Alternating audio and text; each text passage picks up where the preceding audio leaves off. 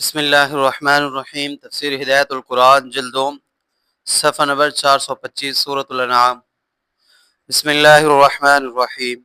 وَأَنذِرْ بِهِ الَّذِينَ يَخَافُونَ أَن يُحْشَرُوا إِلَىٰ رَبِّهِمْ لَيْسَ لَهُم مِّن دُونِهِ وَلِيٌّ وَلَا شَفِيعٌ لَّعَلَّهُمْ يَتَّقُونَ وَلَا تَطْرُدِ الَّذِينَ يَدْعُونَ رَبَّهُم بِالْغَدَاةِ وَالْعَشِيِّ يُرِيدُونَ وَجْهَهُ مَا عَلَيْكَ مِنْ حِسَابِهِم من شيء وما من حسابك عليهم من شيء فتطردهم فتكون من الظالمين وكذلك فتنا بعضهم ببعض ليقولوا أهؤلاء من الله عليهم من بيننا أليس الله بأعلم بالشاكرين وَإِذَا جَاءَكَ الَّذِينَ يُؤْمِنُونَ بِآيَاتِنَا فَقُلْ سَلَامٌ عَلَيْكُمْ كَتَبَ رَبُّكُمْ عَلَى نَفْسِهِ الرَّحْمَةَ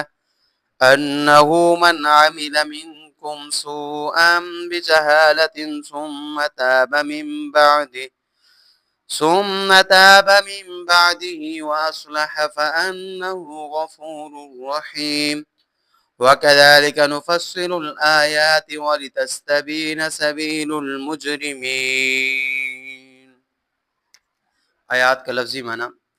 وانذر، اور خبردار کریں آپ صلی اللہ علیہ وسلم، بھی اس قرآن کے ذریعے، الذین، ان لوگوں کو جو یخافون ڈرتے ہیں، ان یحشروا کے جمع کیے جائیں گے وہ، الی ربہم ان کے پروردگار کے پاس، لیس لہم نہیں ہوگا ان کے لیے، من دونی اللہ کے سوا، ولی کوئی کارساز، ولا شفیع اور نہ کوئی سفارش کرنے والا، لعلہم تاکہ وہ یتقون گناہوں سے بچتے رہیں، ولا تطرد الذین اور نہ دھتکاریں آپ صلی اللہ علیہ وسلم کو، آپ صلی اللہ علیہ وسلم ان لوگوں کو جو یدعون پکارتے ہیں، ربہم اپنے پروردگار کو، بالغدات صبح میں، والعشی اور شام میں، یریدون چاہتے ہیں وہ، وجہہ ان کا چہرہ، ما علیکہ نہیں آپ صلی اللہ علیہ وسلم پر، من حساب ان کے حساب سے، من شیئن کچھ بھی، وما من حسابک اور نہیں ہے آپ صلی اللہ علیہ وسلم کے حساب سے، علیہم ان پر، من شیئن کچھ بھی، فتطردہم پس دھتکاریں آپ صلی اللہ علیہ وسلم ان کو، فتکون من الظالمین پس ہوں گے آپ ناانصافی کرنے والوں میں سے، وَكَذَلِكَ فَتَنَّا اور یوں آزمایا ہم نے، بعضهم ان کے بعض کو، ببعض بعض سے،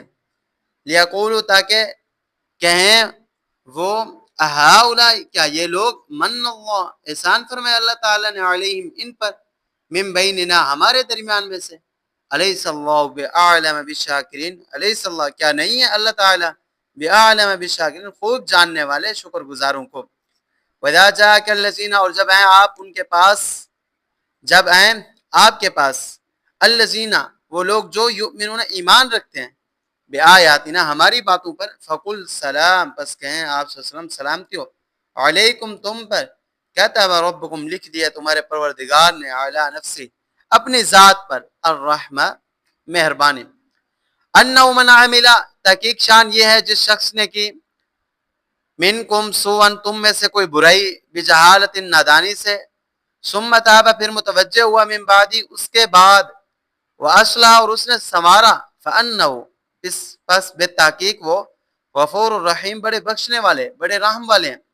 وکذالک اور اسی طرح،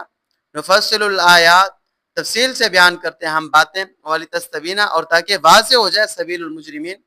راستہ راہ بدکاروں کا، مجرمین کا۔ اللہ تعالیٰ کی رہنمائی سے فائدہ قیامت سے ڈرنے والوں کو پہنچتا ہے، آخرت کا یقین جو کام کرتا ہے، جو شخص قیامت کے دن سے ڈرتا ہے وہی ایمان لاتا ہے اور اطاعت والی زندگی اختیار کرتا ہے۔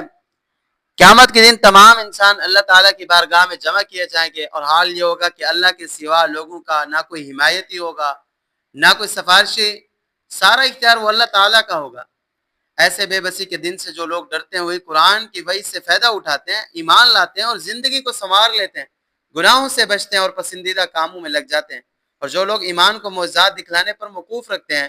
اور از راہ عناد اللہ کی باتوں کی تکذیب کرتے ہیں، ان سے کیا امید وابستہ کی جائے، اس لیے حکم دیتے ہیں کہ آخرت سے ڈرنے والے مسلمانوں پر محنت کیجئے، ان کو انذار و تبشیر کا فائدہ پہنچے گا، اور جو لوگ ڈرتے ہی نہیں ہیں ان کو تو کوئی فائدہ پہنچائے گا نہیں۔ آیات کا ترجمہ، اور آپ اس وحی کے ذریعے لوگوں کو خبردار کریں اور خوشخبری سنائیں، جو ڈرتے ہیں کہ وہ جمع کیے جائیں گے ان کے پروردگار کے پاس اس حال میں کہ نہیں ہوگا ان کے لیے اللہ کے سوا کوئی حمایتی اور نہ کوئی سفارشی، تاکہ وہ محتاط زندگی گزاریں، گناہوں سے بچیں اور نیکیوں میں بڑھیں۔ نبی کریم صلی اللہ علیہ وسلم مسلمانوں کے ساتھ مشفقانہ برتاؤ کریں۔ آیات کا پس منظر بیان فرماتے ہیں، کفار قریش کے چند سردار ابو طالب کے پاس آئے، انہوں نے کہا آپ کے بھتیجے کی بات سننے کو جی چاہتا ہے، مگر ان کو ہر وقت وہ لوگ گھیرے رہتے ہیں جو یا تو ہمارے غلام تھے ہم نے ان کو آزاد کیا، یا وہ ہمارے ٹکڑوں پر زندگی گزارتے ہیں، ان ذلیل لوگوں کے ساتھ ہم نہیں بیٹھ سکتے، اگر محمد صلی اللہ علیہ وسلم ان لوگوں کو مجلس سے ہٹا دیا کریں تو ہم ان کی بات سنیں اور غور کریں۔ ابو طالب نے یہ بات آپ صلی اللہ علیہ وسلم کی گوش گزار کی، اور فاروق اعظم نے بھی مشورہ دیا کہ اس میں کیا حرج ہے، اپنے تو اپنے، وہ تھوڑی دیر کے لیے ہٹ جائیں گے۔ اس پر یہ آیت نازل ہوئی اور نبی کریم صلی اللہ علیہ وسلم کو ایسا کرنے سے منع فرمایا۔ فرمایا آپ صلی اللہ علیہ وسلم اور لوگوں کو نہ ہٹائیں جو صبح و شام اپنے پروردگار کو پکارتے ہیں، یعنی پابندی سے 5 نمازیں پڑھتے ہیں، صبح میں 1 نماز ہے اور شام میں 4، اور وہ حسن نیت اور اخلاص سے عبادت کرتے ہیں، دکھاوا یا لالچ سے نہیں پڑھتے، وہ اللہ کی خوشنودی چاہتے ہیں، بس ان کے ساتھ معاملہ ان کے شایان شان کریں۔ اور رؤسائے مشرکین سے آپ صلی اللہ علیہ وسلم کو کیا لینا ہے، نہ آپ کا احسان ان پر ہے نہ ان کا حساب آپ پر، جائیں وہ اپنے بھاڑ میں جائیں، آپ سے ان کے بارے میں کچھ نہیں پوچھا جائے گا، اور مخلص مسلمانوں کو ان کی وجہ سے ہٹائیں گے تو یہ ناانصافی ہوگی،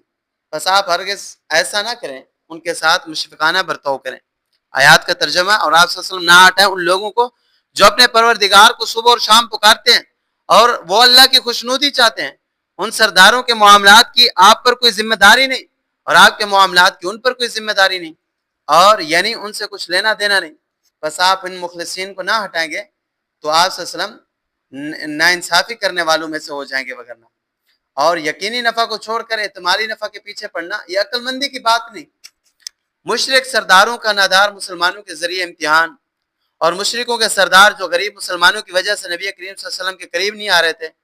وہ ابتلاء اور امتحان تھا۔ سرداروں کے ان غریب مسلمانوں کے ذریعے آزمائش کی جا رہی تھی۔ اب وہ کہتے پھریں گے کیا یہی غربا اللہ کے اکرام و انعام کے مستحق تھے، اور ہماری کوئی حیثیت نہیں تھی کہ ان کو ایمان کی دولت سے سرفراز کیا اور ہمیں محروم رکھا؟ اللہ تعالیٰ جواب دیتے ہیں، کیا اللہ تعالیٰ خوب نہیں جانتے کہ کون حق شناس اور کون شکر گزار ہے؟ جو لوگ نیکوکار، حق شناس اور شکر گزار تھے ان کو نوازا، اور جو لوگ شب و روز اللہ کی نعمتوں میں پلتے ہیں پھر ان کی نافرمانی کرتے ہیں، اللہ نے ان کو محروم رکھا، بس قصور ہے کس کا؟ آیات کا ترجمہ، اللہ فرماتے ہیں یوں ہم بعض کو بعض سے آزماتے ہیں تاکہ وہ کہیں کیا ان لوگوں پر اللہ نے ہمارے درمیان میں سے احسان فرمایا؟ کیا اللہ تعالیٰ شکر گزار بندوں کو خوب نہیں جانتے؟ اللہ کی بارگاہ نا امیدی کی بارگاہ نہیں۔ گزشتہ سے پیوستہ آیت میں نیکوکار مسلمانوں کا ذکر آیا تھا جو صبح و شام اللہ کی بندگی کرتے ہیں، اللہ کی رضا چاہتے ہیں۔ اب ان مسلمانوں کا ذکر کرتے ہیں جو نادانستہ کوئی گناہ کر بیٹھے ہیں، پھر توبہ کر لیتے ہیں اور احوال سنوار لیتے ہیں اپنے، وہ بھی مایوس نہ ہوں۔ نبی کریم صلی اللہ علیہ وسلم ان کو بھی گلے لگائیں، اور جب وہ خدمت نبی میں آئے تو آپ صلی اللہ علیہ وسلم ان کو سلامتی کا مجدہ سنائیں، اور اللہ رب العزت کی طرف سے رحمت و مغفرت، خداوندی کی بشارت دیں، تاکہ ان کا دل بڑھے اور مشرکین کے نظر انداز کرنے سے شکستہ خاطر نہ ہوں۔ اللہ کی بارگاہ وہ نا امیدی کی بارگاہ نہیں۔ بندہ جب گناہ سے توبہ کر لیتا ہے تو ایسا ہو جاتا ہے جیسے اس نے گناہ کیا ہی نہیں۔ اور یہ جو فرمایا کہ نادانستہ کوئی گناہ کر بیٹھے، یعنی گناہ کے انجام بد سے ناواقفیت کی بنا پر گناہ کر بیٹھے، اگرچہ جان بوجھ کر گناہ کیا ہو، اگر گناہ کے تباہ کن نتائج کا پوری طرح اندازہ اور استحضار ہو تو کون شخص ہے جو اس پر اقدام کی جرت کرے گا؟ اقدام کرے گا ہی نہیں۔ آگے آیات کا ترجمہ، اور جب آپ صلی اللہ علیہ وسلم کے پاس آئے وہ لوگ جو ہماری باتوں کو مانتے ہیں، بس آپ صلی اللہ علیہ وسلم کہیں تمہارے لیے سلامتی ہو، تمہارے پروردگار نے اپنے اوپر مہربانی لازم کر لی ہے کہ جس نے تم میں سے نادانی سے کوئی برائی کی پھر اس کے بعد توبہ کر لی تو بالتحقیق وہ بڑے بخشنے والے اور بڑے مہربان ہیں۔ نیکوکاروں اور بدکاروں کی راہیں وہ الگ الگ ہیں۔ گزشتہ آیات میں مومنین و مشرکین کا حال تفصیل سے بیان کیا گیا تاکہ مومنین کا طریقہ واضح ہو جائے اور مجرمین کا بھی، اور حق و باطل کے واضح ہونے سے طالب حق کے لیے حق کی پہچان وہ آسان ہو جائے۔ آیت کا ترجمہ آخری، اور اس طرح ہم کھول کر باتیں بیان کرتے ہیں اور تاکہ وَلِتَسْتَبِينَ سَبِيلُ الْمُجْرِمِينَ، اور تاکہ بدکاروں کی راہ جو ہے وہ واضح ہو جائے۔ عزیز دوستو، آج کا درس اپنے اختتام کو پہنچا، کل تک کے لیے اجازت، وآخر دعوانا الحمدللہ رب العالمین۔